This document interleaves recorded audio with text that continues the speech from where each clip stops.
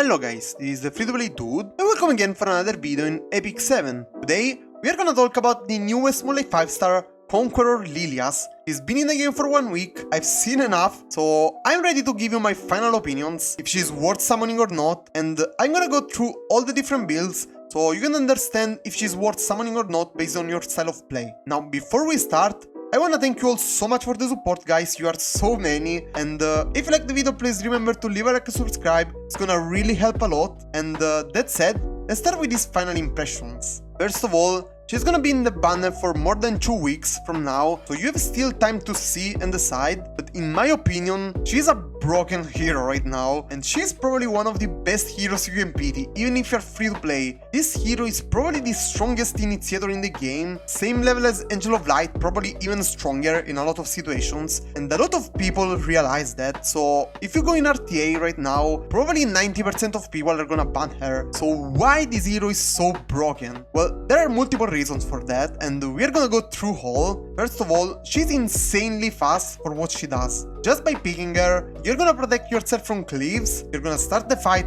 put your buffs on, control a key units on your enemy team, so you take full control of the fight just by picking her, and there's no downside in that. Usually when you pick a support unit, you're gonna lack damage, as a support unit is usually a utility unit, but in this situation, she's gonna do damage with the help of one of your units with the S1. So it's like you're having 2 units in one. It's kind of broken, and she's synergized extremely well with a lot of meta units. All the units with a strongest one are gonna go extremely well with her, like Apocalypse Ravi, Pelian, probably the strongest one, especially if she's injury. Also Spectre Tenebria, Archdemon Shadow, Violet, we can go on forever, so she can fit pretty much in every single team like this, and because of that, she's gonna be extremely flexible. She can be built in a lot of different ways that your enemy is never gonna know what to expect. For example, you can build her super fast with a lot of effectiveness, or you can just build her tankier with less effectiveness but still speedy, or you can just go full tank. So that said, now let's talk about the builds and the team strategies you're gonna use her on. She's so flexible that she can be used in 3 different styles.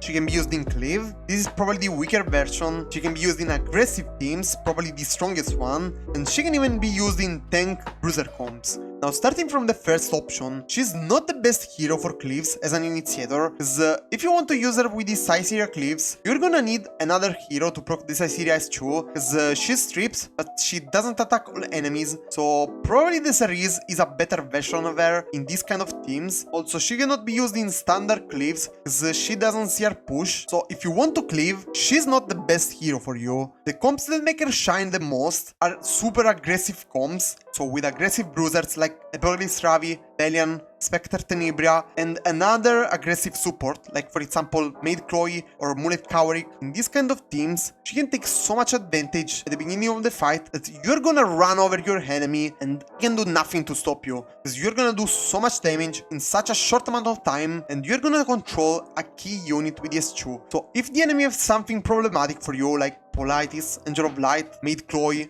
and so on, you can just control that unit and you can just kill the rest of the team. And at the same time, you're kind of protected, because your enemy has attack down, you have vigor, so even countered units like SSB, Ram, and so on cannot deal that much damage to stop you. This is probably the strongest version of her. Now, the last kind of team you're gonna use her in are bruiser tanky teams with things like Fallen Cecilia, Apocalypse Ravi, Charlotte, Pelian, and so on. So you're gonna control the fight and you're gonna do damage little by little, but they have less damage than the aggressive ones, so your opponent have all the time to react to you and to take back the control of the fight. So this kind of team can look more safe, but in reality they are just too slow. Now let's talk about artifacts for now. I think the best artifact for her are 3. One of them is the Champion's Trophy. This artifact is gonna give her a lot of effectiveness if she need it. For example, I'm gonna reach 181, so I can even control things like Maid Chloe, for example, and this is gonna also add you a little chance to stun one enemy, and this is gonna help you a lot against things like Violet, for example, because she can stun the Violet even if she miss. Another one, probably the most used one,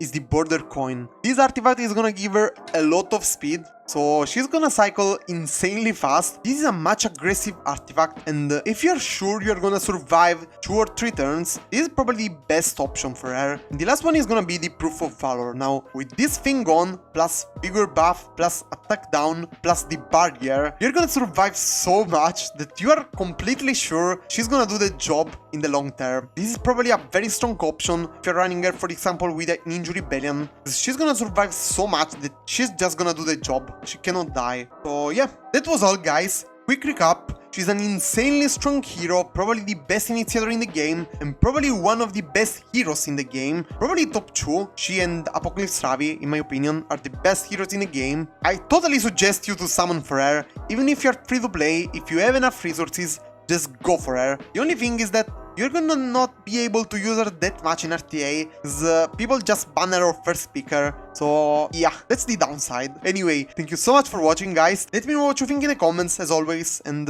yeah, I'll see you in the next video. Bye bye.